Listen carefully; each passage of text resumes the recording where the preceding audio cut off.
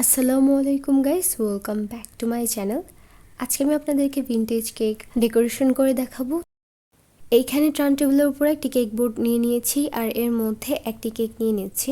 আমি এখানে 9 ইঞ্চি সাইজের কেক মোল্ডে 2টা ডিম দিয়ে কেক তৈরি করে নিয়েছি। এরকম করে আমি টোটাল 2টা কেক তৈরি করি আলাদা আলাদাভাবে। আর এটা হচ্ছে বাটারস্কচ কেক। অ্যাকচুয়ালি এই কেকটা আমি আমার বোনের বার্থডেতে বানাই। ওই দিন বাসায় কাজিনরা ছিল আর অনেক ঝামেলা থাকার কারণে ভেবেছিলাম যে ভিডিওটা করব না, কিন্তু পরে ভাবলাম যে এই কেকের ডিজাইনটা যেহেতু একটু অন্যরকম করব, তাই পরে ভিডিওটা করি। আমি ইনশাল্লাহ কোনো একদিন পরে বাটারস্কচের ফুল ডিটেলস ভিডিও আপনাদের সাথে শেয়ার করব। এখন কেকের ডেকোরেশনের দিকে আসি। আপনারা দেখতেই পাচ্ছেন আমি কেকের মধ্যে সুগার সিরাপ দিয়ে ক্রিম দিয়ে দিয়েছি। ক্রিমটা দিয়ে আমি এর উপরে ক্যারামেল সস দিয়ে দিয়েছি, দিয়ে ক্রিমের উপরে খুব ভালোভাবে ছড়িয়ে নিয়েছিলাম। আর এর মধ্যে এখন আমি বাটারস্কচ দিয়ে দিচ্ছি। আর পার্সোনালি আমার বাটারস্কচ কেকটা অনেক ভালো লাগে। আর এইখানে আপনাদের পছন্দ অনুযায়ী আপনারা কেকের লেয়ারের মধ্যে ক্যারামেল সস আর বাটারস্কচ আপনাদের পছন্দ অনুযায়ী দিয়ে দিবেন। দেখতেই পাচ্ছেন আমি এর উপরে আরেকটা কেক বসিয়ে এর উপরে সুগার সিরাপ দিয়ে সামান্য একটু ক্রিম দিয়ে ক্রাম্ব কোটিং করে নিচ্ছি। অবশ্যই কেকটা ক্রাম্ব কোটিং করবেন, তাহলে ফাইনাল ফিনিশিংটা অনেক ভালো আসবে। আর আপনারা নিশ্চয়ই খেয়াল করেছেন যে আমি কেকটা কিন্তু একটি রাউন্ড মোল্ডে বেক করেছি। এখন আমি এই রাউন্ড কেকটাকে হার্ট শেপ দিব। আমি এখানে কেকের দুই পাশ থেকে একটু অংশ কেটে নিয়েছি। এই জায়গায় আমি ভিডিওটা অন করতে ভুলেই গিয়েছিলাম। যাই হোক, আপনারা একটু খেয়াল করলে বুঝতে পারবেন আমি কেকের মাঝখানে একটি সমান দাগ দিয়ে এর দুই পাশে কেকের অংশটা কেটে নিচ্ছি। এরপর আমি কেকটাকে একটু কেক বোর্ডের নিচে নামিয়ে নিয়ে আসলাম। কেকের কেটে রাখা অংশটা আছে সেটা এর উপরে লাগাবো, তার জন্য আমি একটু ক্রিম দিয়ে নিয়েছি যাতে কেকের অংশটা এর মধ্যে ভালোভাবে লেগে থাকে। আমি ক্রিমটা দিয়ে যে কেটে রেখেছিলাম কেকের অংশটুকু সাইড থেকে সেটা এইভাবে বসিয়ে দিচ্ছি, মানে কেকের উপরে অংশটুকুতে এইভাবে লাগিয়ে নিচ্ছি।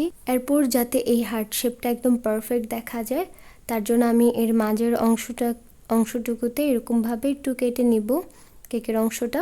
কেকের শেপটা দেওয়ার পরে আমি এর সাইডের অংশটুতে আবারও সামান্য একটু ক্রিম লাগিয়ে ক্রাম্ব কোটিং করে কেকটাকে আধা ঘন্টার জন্য ফ্রিজে রেখে দিব সেট হওয়ার জন্য। এই কেকটা কমপক্ষে আপনাদেরকে আধা ঘন্টা ফ্রিজে রেখে দিতে হবে যাতে কেকটা সেট হয়ে যায়, না হলে কিন্তু কেকের ফিনিশিংটা ভালো আসবে না। আর যেহেতু আমরা কেকটাকে কেটে একটা শেপ দিয়েছি তাই কেকটা খুব ভালোভাবে সেট হওয়া খুবই জরুরি। কেকটা আমি খুব ভালোভাবে ক্রাম্ব কোটিং করে 30 মিনিটের জন্য ফ্রিজে রেস্টে রেখে দিয়েছিলাম। ফ্রিজ থেকে নামিয়ে নিয়েছি। এখন এই কেকের ফাইনাল ফিনিশিংটা দিব। এখানে আমি একটি পাইপিং ব্যাগের মধ্যে ক্রিম নিয়ে নিয়েছি আর ক্রিমের মধ্যে কালার আনার জন্য আমি সামান্য একটু হলুদ ফুড কালার মিশিয়েছিলাম। আর আপনারা আপনাদের পছন্দ অনুযায়ী যে কোনো কালার কম্বিনেশনে এই কেকটা তৈরি করতে পারেন। আর ভিনটেজ কেকগুলো কিন্তু নর্মালি একটু উঁচু হয়ে থাকে, আর আমার কেকটা কিন্তু অত উঁচু করিনি, এমনিতেই আমার কেকটা অনেকটা বড় হয়ে গিয়েছিল। হয়তোবা ভিডিওর মধ্যে অতটা বোঝা যাচ্ছে না, কিন্তু কেকটা এইভাবে অনেকটা বড় হয়েছিল। যাই হোক, আমি পাইপিং ব্যাগের সাহায্যে কেকের মধ্যে ক্রিম লাগিয়ে নিয়েছি। এখন প্যালেট নাইফের সাহায্যে ক্রিমটাকে একটু স্মুথ করে নিচ্ছি। আর পাইপিং ব্যাগের সাহায্যে এইভাবে কেকের মধ্যে ক্রিম লাগিয়ে ডেকোরেশন করলে কিন্তু খুবই সহজে কেকের মধ্যে একটা স্মুথ ফিনিশিং নিয়ে আসা যায়, আর ক্রিমও অত ওয়েস্ট হয় না। আমি কেকের মধ্যে একটা ফিনিশিং নিয়ে আসার চেষ্টা করছি। আর হার্ট শেপের কেকগুলো কিন্তু ফিনিশিং দিতে অনেকটা কষ্ট হয়ে যায়। আর এই কেকটাতে আমি অতটা ভালোভাবে ফিনিশিং দিইও নি, কারণ আমরা এর উপরে মোটামুটি একটা ঘন ডিজাইন করব নোজেলের সাহায্যে, তো এটা তো দেখা যাবে না। আর ভিনটেজ কেকগুলো কিন্তু একটু রয়্যাল টাইপের কেক হয়ে থাকে। আমার কেকটা টোটালি ভিনটেজ কেকের মতো হয়নি, বাট আমি ট্রাই করেছি আর কিছুটা আমার মন মতো আমি ডিজাইন করেছি। আর এখানে আমি একটু মাঝখানে হ্যাপি বার্থডে লিখে নিয়েছিলাম। আমি কেকের উপরে কখনো কিছু লিখিনি ওরকমভাবে, তাই কেকের উপর আমি অত ভালো লিখতে পারি না। এখন আমি একই ক্রিম নিয়ে একটি 1M নোজেলের সাহায্যে কেকের চারপাশে গোলাপ তৈরি করে নিব। আমি অর্ধেক গোলাপ তৈরি করছি। এই নোজেলটার একটু ভিডিও ক্লিপস আমি সাইডে অ্যাড করে দিয়েছি। এখন আমি একটি ছোট্ট সাইজের একটি স্টার নোজেলের সাহায্যে ঠিক একইভাবে গোলাপের ভেতরে সাইডে এরকম করে একটু বর্ডার করে দিচ্ছি।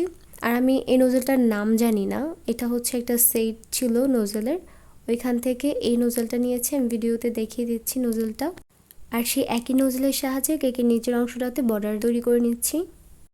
আর এই কেক ডেকোরেশন করতে আমি শুধুমাত্র 2টা নোজেলই ব্যবহার করেছি, সেটা হচ্ছে 1M নোজেল আর এই ছোট্ট নোজেলটা। এখন আমি পাইপিং ব্যাগের সাহায্যে কেকের মধ্যে এরকম একটা ডিজাইন তৈরি করে নিচ্ছি। আমি পাইপিং ব্যাগের মাথাটা সামান্য একটু কেটে এরকম ডিজাইন করে নিচ্ছি। আপনারা একটু ভালোভাবে দেখলেই বুঝতে পারবেন যে এখানে ডিজাইনটা কিভাবে করছি। এখানে ভিডিও ততটা ভালোভাবে দেখা যাচ্ছিল না। কেকের সাইডে আমি সম্পূর্ণটাতে এরকম ডিজাইন তৈরি করে নিয়েছি। এখন আমি সেই ছোট সাইজের নোজেলটার সাহায্যে এর উপরে গোলাপ তৈরি করে নিব কিছু ছোট ছোট। আমি এখানে কিছু ক্রিমের মধ্যে সামান্য একটু গোলাপি আর সামান্য একটু বেগুনি ফুড কালার মিশিয়ে এই কালারটা এনেছি। এখন আমি কেকের উপরের অংশটাতে এবং সাইডের অংশটাতে কিছু ছোট ছোট গোলাপ তৈরি করে নিচ্ছি।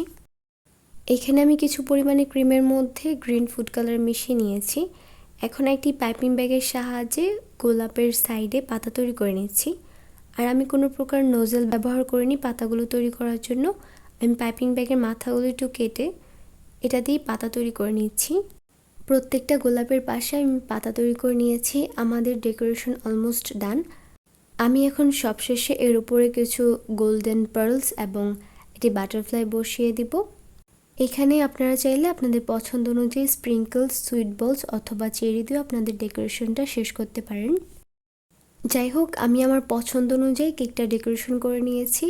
আশা করছি আজকের এই ভিডিওটি ভালো লেগেছে। ভিডিওটি ভালো লাগলে অবশ্যই ভিডিওতে লাইক, কমেন্ট, শেয়ার করবেন। আর যারা এখনও চ্যানেলটি সাবস্ক্রাইব করেননি, নতুন নতুন রেসিপির আপডেট পেতে অবশ্যই চ্যানেলটি সাবস্ক্রাইব করবেন এবং পাশে থাকা বেল আইকনটিতে ক্লিক করে রাখবেন। আর কেকের কালারটা হয়তো বা লাইটিংয়ের কারণে অতটা ভালোভাবে বোঝা যাচ্ছে না। আমি ভিডিওর মাঝখানে কিছু ছবি দিয়ে দিব যে কেকের অ্যাকচুয়াল কালারটা কীরকম হয়েছিল। তো আজকে এই পর্যন্তই। আল্লাহ হাফেজ।